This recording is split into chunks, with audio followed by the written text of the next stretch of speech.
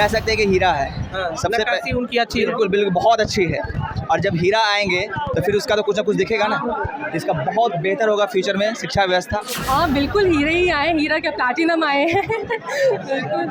आपका जो शिक्षक होगा बीपीएससी करके आए हैं तो उनका जो है क्वालिफिकेशन, उनका जो है पढ़ाने का तरीका बिल्कुल अलग होगा।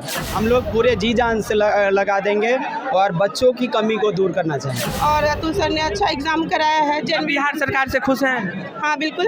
नियोजित में भी ज़्यादा, जैसे मैंने न्यूज़ सुना है उसमें मैंने देखा है कि नियोजित शिक्षक ज़्यादा बीपीएससी क्रैक किए हैं, तो कहीं ना कहीं हम ये नहीं कह सकते कि नियोजित टीचर भी खराब है। नमस्कार, मेरा नाम सानू झा है और आप लाइव सिटीज़ मधुबनी से देखना शुरू कर चुके हैं। अभी हम डीआरसीसी ऑफिस में मौजूद हैं और ये मधुबनी जिला का डीआरसीसी ऑफिस है और यहाँ ये तमाम जो शिक्षक अभ्यर्थी थे जो परीक्षा दिए हुए थे बीपीएससी, जिस तरीके से परीक्षा ली और परीक्षा के बाद कई चरणों में परिणाम आया और अब जो है उस परिणाम का प्रतिफल आप देख सकते हैं कि सैकड़ों के संख्या में अभ्यर्थी यहाँ मौजूद हैं। अब इन्हें अभ्यर्थी कहा जाए या फिर शिक्षक कहा जाए, हालांकि एक प्रोसेस होता है, उस प्रोसेस से अगर गुजरेंगे तो ये अभ्यर्थी शिक्षक कहलाएंगे। और इन लोगों का जो है वो आज काउंसलिंग हो रहा है 1 से लेकर के 5 तक का। ये जो है ये तमाम जो अभ्यर्थी हैं जो फॉर्म भरे थे इन सभी का डॉक्यूमेंट वेरिफिकेशन यहाँ हो रहा है। हालांकि इसके अतिरिक्त 9वीं 12वीं 11वीं के भी अभ्यर्थी यहाँ मौजूद हैं, लेकिन आज से जो है वो काउंसलिंग इन लोगों का 1 to 5 वाले का काउंसलिंग चालू हो गया। कुछ अभ्यर्थियों से बातचीत कर लेते हैं। आप लोग एग्ज़ाम दिए थे, एग्ज़ाम के बाद रिजल्ट आया और अब काउंसलिंग हो गया है, अभी भी रोष में है या आप खुश हैं नीतीश सरकार से? बिल्कुल खुश हैं, बिल्कुल खुश हैं। तो अब जिस तरीके से अभी ये काउंसलिंग के बाद आप लोगों की ज्वाइनिंग हो जाएगी, तो अब लगता है कि जो क्षण के शिक्षक आए हैं कि पहले की व्यवस्था से अब की व्यवस्था शिक्षा में परिवर्तन होगा? बिल्कुल थोड़ा तो है। अब का जो शिक्षक होगा बीपीएससी करके आए हैं तो उनका जो है क्वालिफिकेशन, उनका जो है पढ़ाने का तरीका बिल्कुल अलग होगा। पहले की अपेक्षा शिक्षा व्यवस्था में सुधार होगी? बिल्कुल होगी, बिल्कुल। हम लोग पूरे जी जान से लगा देंगे और बच्चों की कमी को दूर करना चाहेंगे। तो इसीलिए बीपीएससी जो है वो भारी भरकम परीक्षा लेती है और परीक्षा लेने के बाद जो तमाम अभ्यर्थियों से बातचीत कर लेते हैं। ये जो ये बीपीएससी परीक्षा ली, प्रतिफल आया, अब लगता है कि शिक्षा व्यवस्था में सुधार होगा? शिक्षा व्यवस्था में पहले से भी सुधार है और बेहतर सुधार होने जा रहा है। अब हम ये नहीं कह सकते हैं जो बिहार का शिक्षा व्यवस्था पहले से गड़बड़ है, क्योंकि यहाँ से बहुत मेधावी छात्र बहुत सारे एग्ज़ाम क्वालिफाई करते हैं। यूपीएससी में भी यहाँ से सबसे ज़्यादा कैंडिडेट सफल होते हैं, तो शिक्षा व्यवस्था पर सवाल नहीं उठा सकते हैं। पहले कहा गया था कि बीपीएससी परीक्षा ना ले क्योंकि भारी लेगी, अब आप लोग क्वालिफाई कर लिया, काउंसलिंग में है, उसके बाद लगता है कि अब जो है वो शिक्षा व्यवस्था काफ़ी अच्छी होगी। जिस स्कूल में आप लोग जाएंगे वो आप लोग दक्षता परीक्षा पास करने के बाद बीपीएससी उसके बाद जा रहे हैं तो जहाँ तक शिक्षा व्यवस्था की अभी भी बात है, बिहार की शिक्षा व्यवस्था बेहतर है। हर जहाँ आप बता रहे हैं नियोजित टीचर या फिर खराब पढ़ाई हो रहा है, वहाँ ऐसी व्यवस्था है नहीं। जहाँ तक बीपीएससी से परीक्षा पास, उन्हीं शिक्षकों में से बहुत सारे टीचर इसमें आए हैं। नियोजित शिक्षक हैं और हम ऑलरेडी हम लोग नियोजित टीचर है और नियोजित टीचर पास होकर यहाँ पे आए, नियोजित में है। अभी फिर फर्स्ट रैंक पे हम लोग आए हुए हैं और यहाँ पे हम लोग ज्वाइन करना चाह रहे हैं और सिर्फ यहाँ एक ही मकसद है। तो आप लोगों को ये नहीं लगता है कि जो अभ्यर्थी जो अब जाएंगे नियोजित शिक्षक, जो अभ्यर्थी जाएंगे वो आप लोगों से अच्छा होंगे? क्योंकि आप लोग तो नियोजन प्रक्रिया से आए हैं। हम भी तो इसी से आगे, अगर हमारे अंदर टैलेंट नहीं होता, आप आए हैं वो जो नहीं दिए हैं, वो जो एग्जाम ही नहीं दे पाए। सरकार का रूल रेगुलेशन एग्जाम की क्राइटेरिया ही नहीं थी।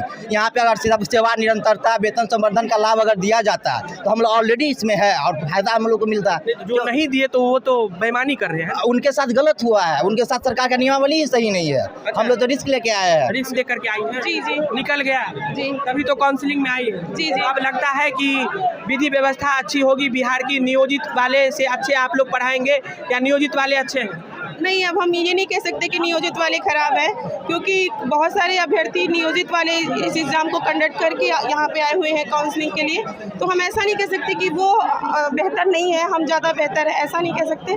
पर जो भी है अच्छा हुआ है और अतुल सर ने अच्छा एग्ज़ाम कराया है। बिहार सरकार से खुश हैं? हाँ बिल्कुल, बिल्कुल खुश हैं। उसके बाद अब लगता है कि शिक्षा व्यवस्था में कुछ अमूलचूल परिवर्तन होगा, कुछ विधि व्यवस्था सबल होगी। जब अच्छे शिक्षक आएंगे तो फिर मतलब एग्ज़ाम लेवल अच्छा था तो उस हिसाब से जो भी अभ्यर्थी आएंगे तो वो अच्छे ही आएंगे।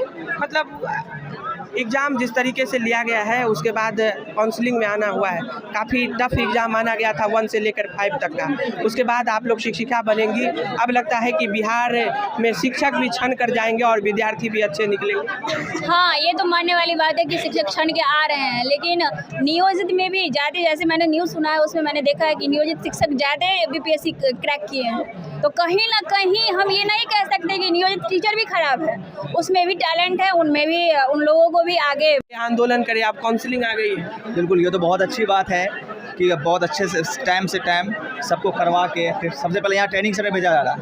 हाँ, ताकि जो भी ट्रेनिंग दिया जाएगा फिर उससे अच्छी तरह उसको स्कूल में लागू किया जाएगा। इससे पहले शिक्षक थे आप? बिल्कुल, मैं भी शिक्षक था, नियोजित टीचर थे और मेरा जूलॉजी में 10वां रैंक है ऑल ओवर बिहार में।